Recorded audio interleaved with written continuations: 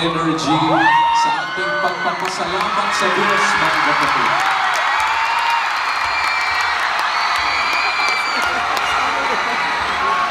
Sa araw po na ito ay ibig natin i-welcome ang lahat ng ating mga kapatid na kabataan narito sa MCGI Chapel. Magandang gabi sa inyo lahat, mga kapatid. As well as yung ating pong mga kapatid na nasa iba't ibang mga remote points natin sa iba't ibang panig ng Pilipinas at sa iba't ibang panig ng mundo. Salamat sa Diyos sa mabuting pagkakataon na tayo po ay nagkasama-sama. Ito ang MCGI Youth General Assembly.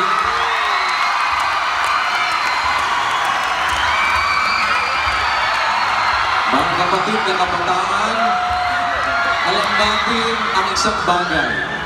Tayo po ay nagsasama-sama, alam natin kung ano ang ating higit na pinahahalagahan sa buhay na ito. Mayroong mga bagay na iniiwasan at mayroong mga bagay din naman na pinagtutulong-tulungan. Una sa lahat, huwag nating kalilimutan ang sinasabi ni Pablo sa mga taga-Tesalonica sa 5:21. Subukin niyo lahat ng mga bagay, ingatan ninyo ang mabuti, layuan ninyo ang bawat anyo ng masama. Ang ating mga kalakasan, minsan isang panahon kami po ay naging mga kabataan din kagaya ninyo. Kami ay nandoon din sa prime dati ng aming age na malakas pang sumigaw kagaya ninyo na on top of your lives.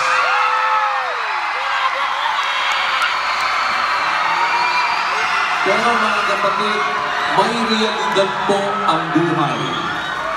Ang reality ng buhay, mga kapatid na kabataan, kung ipaihintulot ng Panginoon na kayo ay mabubuhay pa sa mga susunod na mga araw, buwan, taon, isang bagay po ang hindi natin maiiwasan.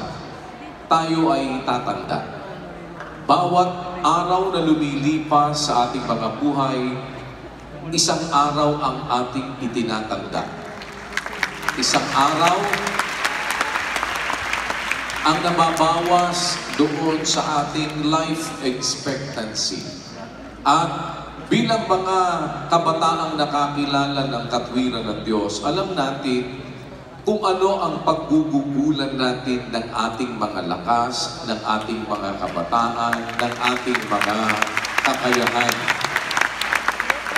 Sabi nga po sa Ecclesiastes 12:1, palagi nating nadidinig ito, no?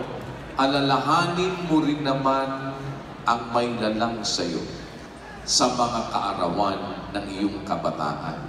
Bago dumating ang mga masamang araw at ang mga taon ay lumapit pagka iyong sasabihin, wala akong kaluhuran sa mga yaon.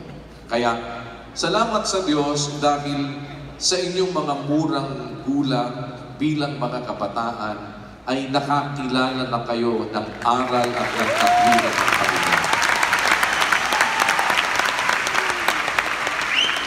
At alam ninyo po, bilang isang dating naging kabataan din, na ngayon ay pa-senior citizen na dati din kagaya ninyo na yung iba ay mga KNC, na ngayon po ay naging SNC na.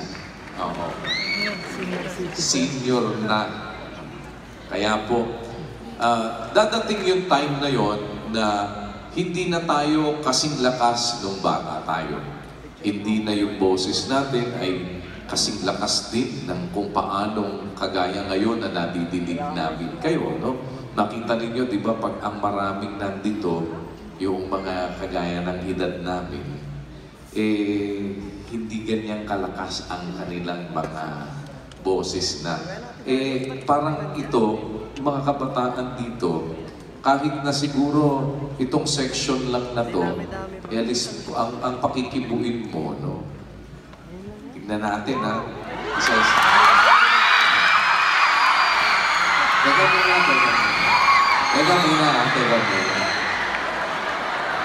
Teka muna po, mga kapatid. Yan o. Ano to? Isa, dalawa, tatlo, apat, lima, anim. Anim na seksyon siya. Tignan nyo ha. Hanggang doon sa may part na yun ng hati. No? Yan. Ito, isa, dalawa, tatlo, apat, lima, anim. Yan ha. O. Tignan nga natin. Sige. Dito muna tayo mag-uumpisa sa kaliwa ha. Wala mo nang kikibo lahat mga kapatid ha. Sila lang ha. Okay? Tignan natin. Okay ba kayo dyan mga kapatid?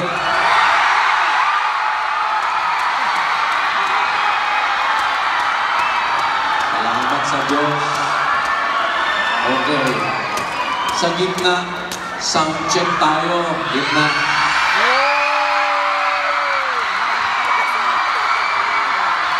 Salamat mga kapatid. Bandang kanan.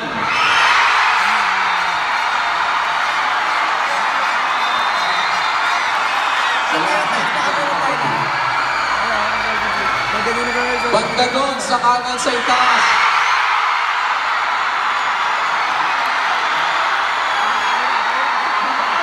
Dito naman sa gitna.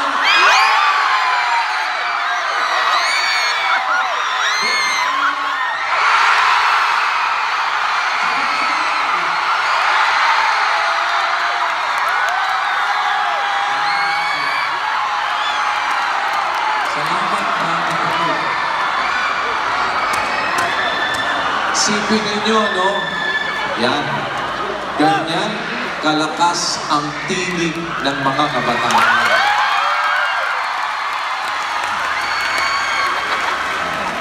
Kaya, tingnan natin, translate natin mga kapatid doon sa chorus nung ang dating daan. O, ready ha? Pagdating doon sa dulo, di ba anong dulo nun? Okay ha? Sige, doon tayo bumuga mga kapatid ha? Okay, ready tayo?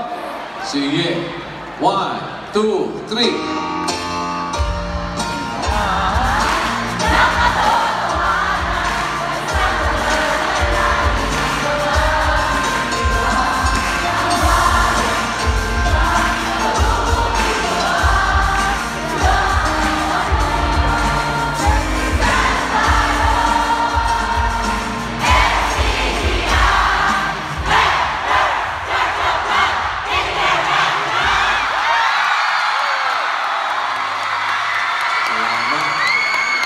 Sa Diyos, mga kapatid.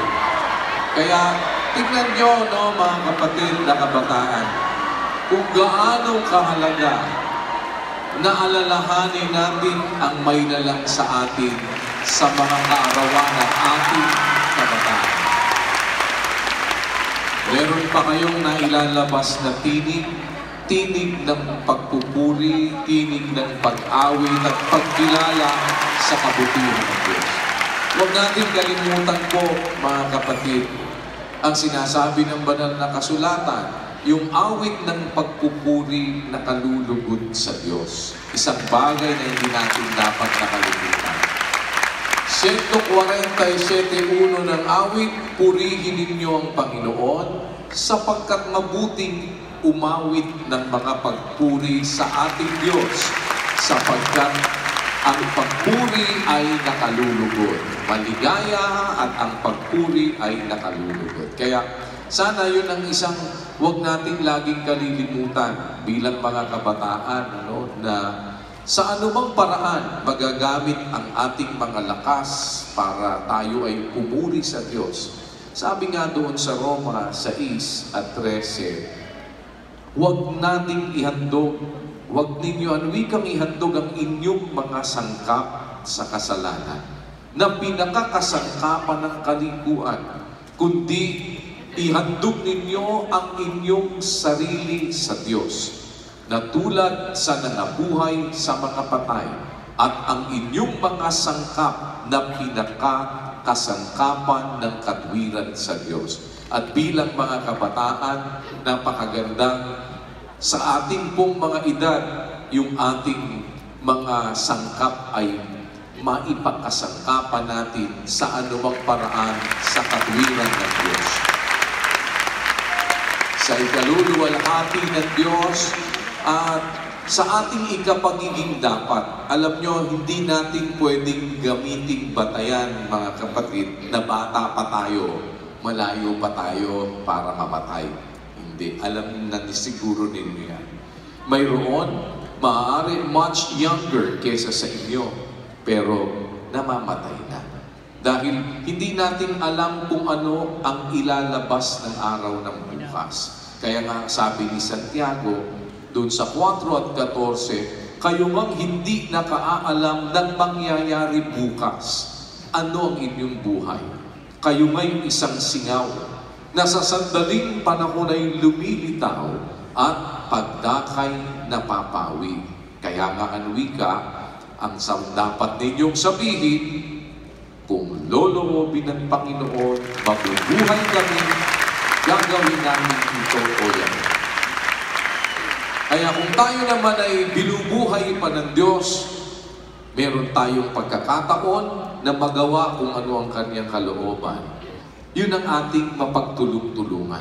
Magamit ang ating mga lakas, ang ating kabataan, upang gumawa ng kalooban ng Diyos. Huwag nating kalimutan po ang dahilan ng pagkatawag sa atin.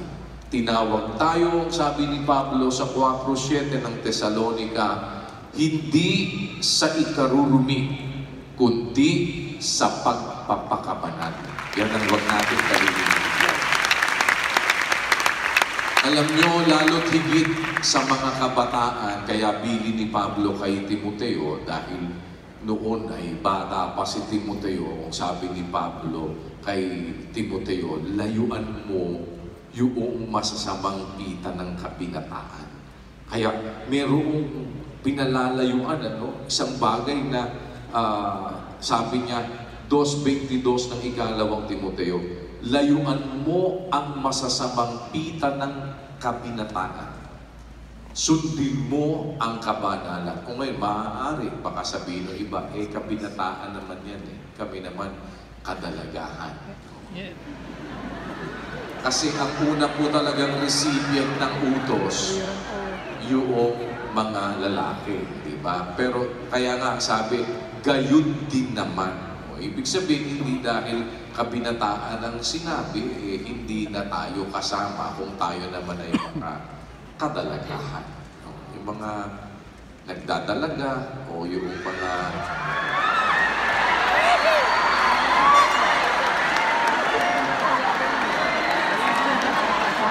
diba? Meron kasi, meron ba ditong mga